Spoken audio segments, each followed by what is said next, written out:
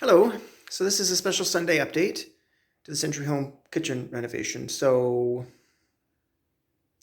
3 Sundays ago, well, no, 2 Sundays ago, um, this, I was just taking walls down actually. This was a battlefield. Debris all over the floor, lath and plaster. There was another wall entirely right there that was still not yet taken down. Anyway, so as I mentioned in Friday's episode, today one of the last things I'll do of any significant tediousness. Well, this weekend I had to prime and paint. So I'm almost through that. I'm more than halfway through that. So I painted the ceiling, and not only I, but also Paul is actually pleased with the result.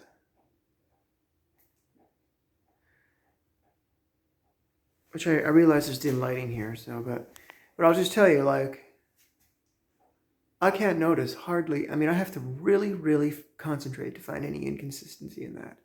And I did that. So it's pretty good, I'd say. So that was a paint and primer combined. They weren't separate there. But it was a ceiling paint specifically. And I just used that roller there, but with a different head on it. And just, I used a smaller brush around the edges there. Of course, I taped it all beforehand. That was the really tedious aspect.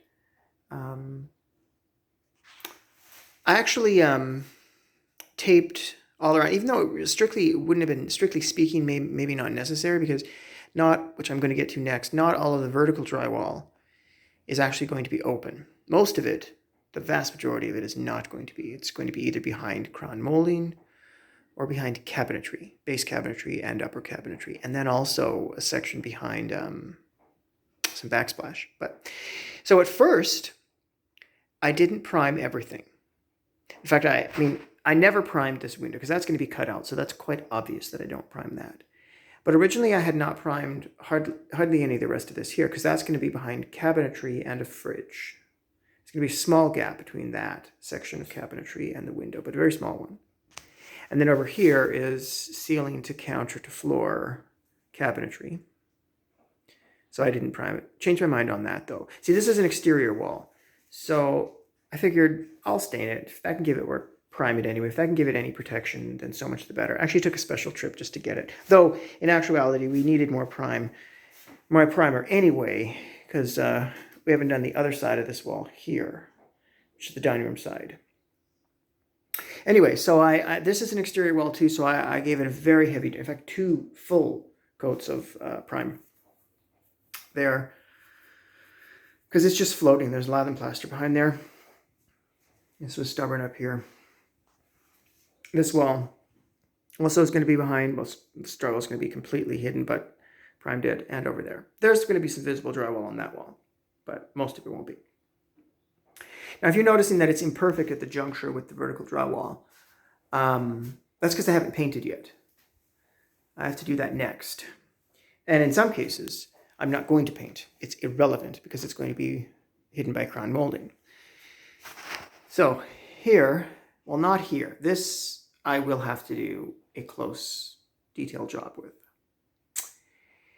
But this wall, all the way to the chimney, and then most of the wall between the chimney and that doorway you see, most of that is behind, well, all of that and most of that is behind crown molding. This, I don't think there is any, well, except for the small column at the top of that vertical strip of drywall. My recollection is all that is not. So I'm going to have to also detail there.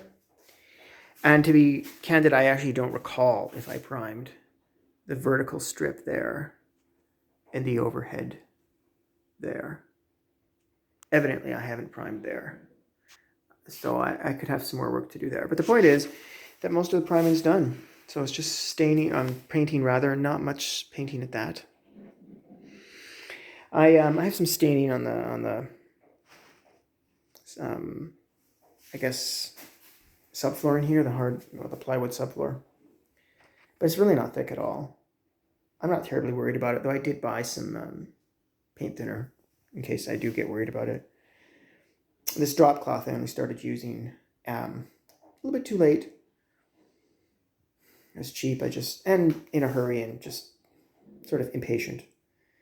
I eventually bought also some quality painter's cloths there. I just spent the money and did it. So yeah, so all that's left today is just paint what I can.